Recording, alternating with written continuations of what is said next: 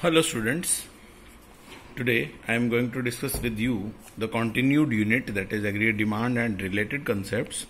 पिछली वीडियो में हमने देखा था एग्रीगेट डिमांड का behaviour with respect of level of income. आज हम बात कर रहे हैं एग्रीगेट सप्लाई के बारे में कि एग्रीगेट सप्लाई क्या होती है। Aggregate supply refers to the sum total of goods and services produced by the producer और supplied by the suppliers during an accounting year. एक साल के दौरान में जितनी भी गुड्स और सर्विसेज सप्लायर्स के द्वारा सप्लाई की जाती हैं उन सब की मार्केट वैल्यू के टोटल को हम बोलते हैं एग्रीगेट सप्लाई। प्रीवियस वीडियो में हमने एग्रीगेट डिमांड का बिहेवियर स्टडी किया था। इस वीडियो में मैं एग्रीगेट सप्लाई के बारे में आपसे बात कर रहा हूं। एग्रीगेट सप्लाई और इनकम, ये आप शेड्यूल देखिए बड़े ध्यान से। इस शेड्यूल में अलग अलग लेवल ऑफ इनकम दिए हुए हैं, 0 से लेके 100 के इंटरवल पे 600 तक।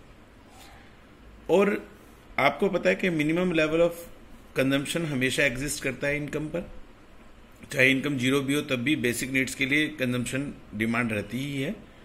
और जैसे जैसे इनकम बढ़ती है, जिस रेट से इनकम बढ़ती है उससे स्लो रेट से कंजम्पशन बढ़ता है। इस शेड्यूल में अगर इनकम 100 से इंक्रीज हो रही है तो कंजम्पशन आपका 80 से इंक्रीज हो रहा है। जब हम इनकम में से कंजम्पशन को माइनस करते हैं कि मान लो मेरी इनकम 100 रुपए थी, 120 रुपए खर्चा, तो 20 रुपीज में कहां से लाया, इसका मतलब ये डिस सेविंग्स है, माइनस सेविंग्स। तो जब कंजम्पशन का लेवल इनकम से ज्यादा होता है तो सेविंग्स नेगेटिव हो जाती हैं।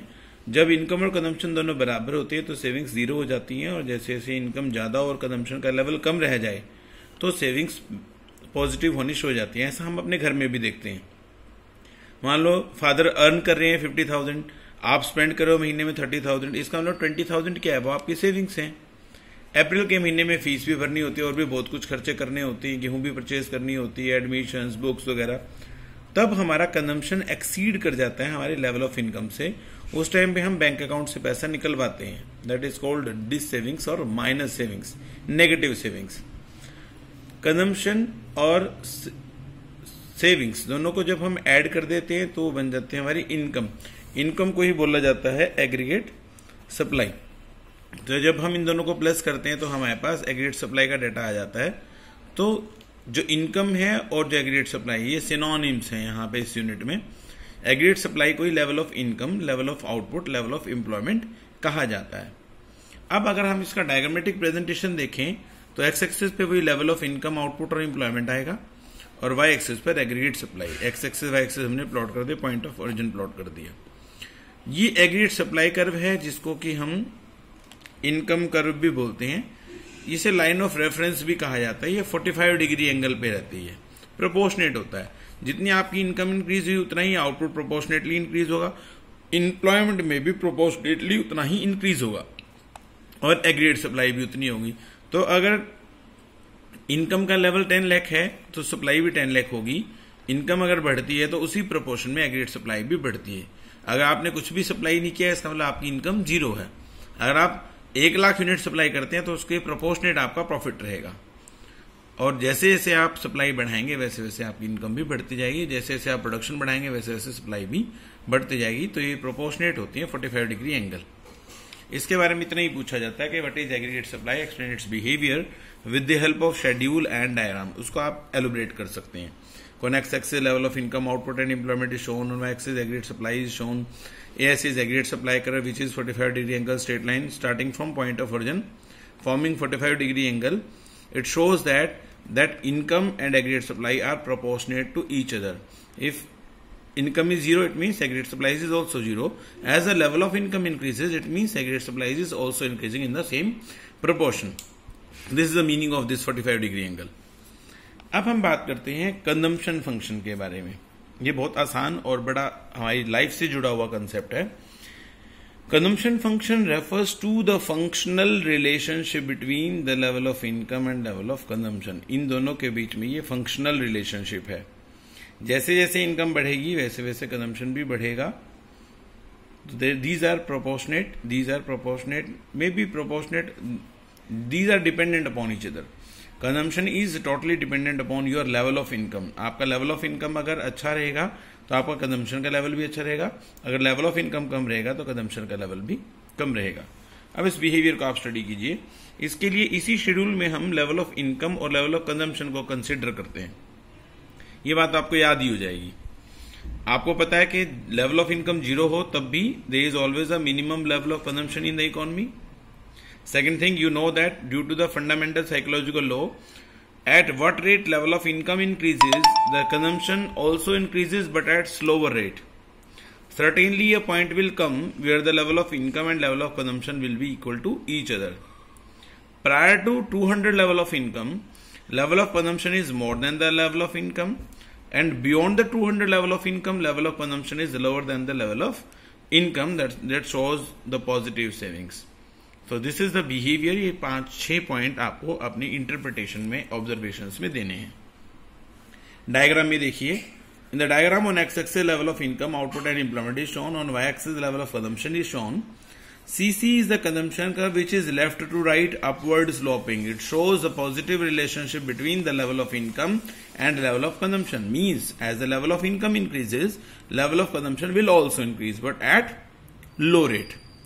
Here the level of income is 0, but consumption is not 0. There is always a minimum level of consumption in the economy. That is called alpha. That is called autonomous consumption. Some people show it like C dash. As the income increases, the level of consumption also increases, but at slower rate. E is the point of equilibrium because here the level of consumption equates level of income. Both are equal to each other. It is also called break even point. It is also called zero savings. Savings यहां पर zero है क्योंकि जितना आपने earn किया उतना ही आपने खर्च कर दिया। Prior to this level of income, ये ओवाई लेवल ऑफ इनकम है, इस लेवल से पहले the level of consumption is more than the level of income. This triangle shows the negative savings, dissavings. And beyond the point of equilibrium, the level of income is more than the level of consumption. It shows positive savings. So these are the 5 observations, 5 to 6 observations you have to keep in mind about the consumption function. Number 1, on x-axis income is shown, on y-axis level of consumption is shown. CC is consumption curve which is left right upward sloping. Third one is, even when there is always a minimum level of consumption, that is OC, even when the level of income is 0, it is for basic needs. As the income increases, consumption also increases but at lower rate. It is due to fundamental psychological law. After that, E is a point of equilibrium because here break-even point, level of consumption is equal to level of income. Prior to this, there is this savings because consumption is more than the income. After this is positive savings, shows that the level of consumption is lower than the level of income. So this is the consumption function. Now the concept is, what are the various type of consumptions? Number 1 is, what type of? It is also called propensities.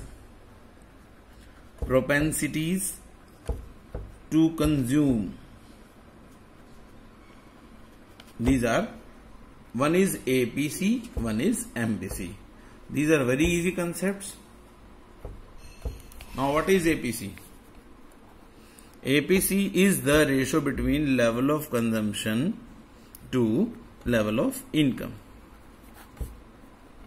And what's about MPC? MPC is also change in consumption due to change in income. मैं अगर कहूं कि मेरी 100 रुपए income है और 100 रुपए income में मेरा खर्चा 90 रुपए है, तो मैं कहूंगा कि मेरी प्रोपेंसिटी 0.9 है, मतलब मैं अपनी इनकम का 90% खर्च कर देता हूं। This is called propensity. Average propensity to consume, formula is C/Y। आपको 2 लेवल दिए होंगे सिंपली कि मेरी कंजम्पशन इतना है, इनकम इतनी है, तो मेरी एवरेज प्रोपेंसिटी टू कंज्यूम बताइए। तो आप बड़ी आसानी से इसे बता सकते हैं। मान लो मैं कहता हूं कि मेरी 100 रुपीज इनकम है, 100 करोड़ इनकम, और इकोनॉमी में 80 करोड़ का कंजम्पशन है। सो इट मीन्स इकोनॉमी में एवरेज प्रोपेंसिटी टू कंज्यूम 0.8 है। बहुत इजी कंसेप्ट है। अब अगला है मार्जिनल प्रोपेंसिटी। मार्जिनल का मतलब आप प्लस 1 में भी माइक्रो में पढ़ते आए हैं। मार्जिनल का मतलब चेंज होता है, change in income, change in consumption due to change in income. Consumption में जब भी चेंजेस होते हैं वो इनकम की वजह से ही होते हैं। जब आपकी इनकम में चेंजेस होंगे तो आपके कंजम्पशन में चेंज होते हैं, उसको हम मार्जिनल प्रोपेंसिटी टू कंज्यूम बोलते हैं। मान लो मैं कहूं कि मेरी इनकम 10,000 से 20,000 होगी, तो चेंज कितने का हुआ? चेंज हुआ 10,000 का। और मैं कहूं कि मैंने अपना खर्चा 8,000 से बढ़ा के 12,000 कर दिया है, तो कंजम्पशन में चेंज कितना हुआ? 4,000 का। This is called marginal propensity to consume, change in consumption due to change in income. अब इसे ही हमें अगर डायग्राम पे प्लॉट करना पड़ जाए तो उसके लिए मैं थोड़ी सी बात बता रहा हूं आपको, बहुत सिंपल सा कंसेप्ट है।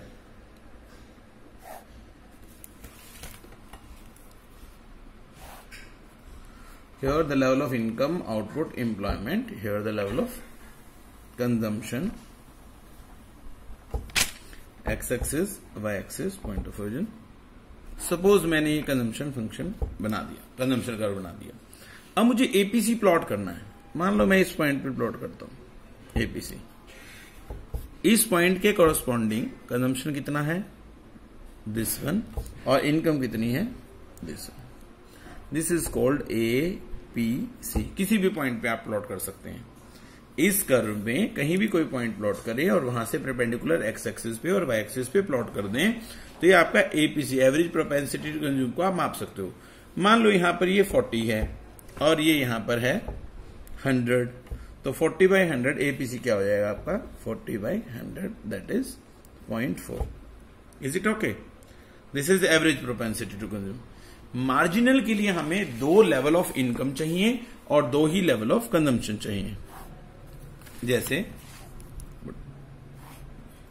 यहां पर वही level of income, output, employment. ये टाइटल लिखना नहीं भूलना, ये जरूरी है। बहुत से बच्चे डायग्राम बनाते हुए जल्दी में ये टाइटल लिखना भूल जाते हैं, लेबलिंग करना भूल जाते हैं डायग्राम पे। अगेन ये कंजम्पशन फंक्शन है। इस एक पॉइंट प्लॉट किया हमने, ये शो करता है ये कंजम्पशन है और ये level of income. This is O Y, this is O C. एक और पॉइंट प्लॉट कर लिया हमने। दिस इज कॉल्ड कंजम्पशन का नया level. This is C1, this is C2, this is Y1, this is Y2। अब change in consumption, this one is called change in consumption. ये जो Y1, Y2 में से Y1 माइनस करेंगे आप, ये आ जाएगा आपका डेल्टा Y, मतलब चेंज इन इनकम। और C2 माइनस C1 करेंगे तो ये जो चेंजेस आएंगे ये आपका हो जाएगा delta C। Change in consumption upon change in income. ये पॉइंट है A और ये पॉइंट है B और ये पॉइंट है D। Like BD upon AD। तो MPC is BD upon AD। जो भी चेंजेस हैं इनकम में वो आप दिखा दीजिए। सपोज चेंजेस 50 के हुए हैं, इनकम में चेंज 100 का हुआ है, तो आप मार्जिनल प्रोपेंसिटी टू कंज्यूम को 0.5 शो कर सकते हैं। इसमें कोई प्रॉब्लम हो तो आप कोई भी क्वेरी है आप मुझसे फोन पे पूछ सकते हैं, व्हाट्सएप से पूछ सकते हैं। सिंपल। एपीसी के बारे में कुछ मैं बात बताना चाहूंगा। एपीसी का मतलब क्या है? C/Y। This is APC. अब क्या कंजम्पशन मोर देन इनकम हो सकता है? एक केस।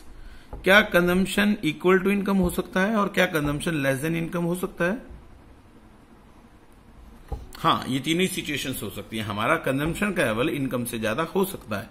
बहुत बार हमारे खर्चे ज्यादा होते हैं, इनकम कम होती है। तो इसमें ऐसी सिचुएशन में जब C is more then Y, इसका मतलब एपीसी इज मोर देन 1 हो जाता है। और जब कंजम्पशन और इनकम, न्यूमिनेटर और डिनोमिनेटर की वैल्यू दोनों सेम है, इसका मतलब एपीसी की वैल्यू इक्वल टू 1 हो जाएगी। और जब इनकम ज्यादा है और कंजम्पशन कम है, जनरली जो होता है, तो वहां पर एपीसी की वैल्यू क्या हो जाएगी? Less than 1। तो कई बार हमें ये बताने के लिए आया था कि डायग्राम के थ्रू हमें बताइए एपीसी की वैल्यू मोर देन 1 कब होती है और क्यों होती है। एपीसी की वैल्यू क्या इक्वल टू 1 हो सकती है और एपीसी की वैल्यू क्या लेस देन 1 हो सकती है। ये बातें हमसे पूछी जाती हैं और इसी के ऊपर बेस्ड बहुत सारे एमसीक्यूज भी हमसे पूछ लिए जाते हैं, जो आपको बुक्स में मैं असाइनमेंट के फॉर्म में आपके ग्रुप में डाल दूंगा। This is consumption function, this is income, this is income कर। थोड़ा अच्छा नहीं बना। अब यहां देखिए consumption is more then income, इसका मतलब एपीसी क्या हो गया यहां पे? More than 1। मान लो कंजम्पशन 120 है, इनकम 100 रुपीज है, तो ये 1.2 आ गया ना। 1.2 का मतलब क्या है, एपीसी इज मोर देन 1। अब यहां इस पॉइंट पे क्या होगा, इस पॉइंट पे मान लो इनकम और कंजम्पशन दोनों ही 100 है, इसका मतलब वैल्यू क्या होगी 1। तो here the value of APC is equal to 1। और बियॉन्ड दिस, इसके आगे C is lower than Y, इसका मतलब एपीसी इज लेस देन 1। ये तीनों बातें आपसे पूछी जाएं डायग्राम में, डायग्राम के थ्रू आप बता सकते हैं। पॉइंट ऑफ इक्विलिब्रियम से पहले एपीसी इज मोर देन 1 होता है। क्यों होता है, क्योंकि सी एपीसी मोर देन 1 होता है क्योंकि consumption is more then income है। और ई पॉइंट ऑफ इक्विलिब्रियम पर एपीसी इज इक्वल टू 1 होता है क्योंकि सी इज इक्वल टू वाई होता है। और बियॉन्ड दिस क्या होता है, एपीसी इज लेस देन 1 होता है क्योंकि consumption is lower then income होता है। तो ये कुछ बातें थी, इससे रिलेटेड आपको पूछी जा सकती हैं। लेकिन अगर एमपीसी के बारे में पूछा जाए कि क्या एमपीसी की वैल्यू मोर देन 1 हो सकती है, आप सीधा सीधा कहेंगे नहीं, एपीसी की वैल्यू कभी भी मोर देन 1 नहीं हो सकती। क्योंकि एमपीसी का फॉर्मूला क्या है, change in consumption due to change in income.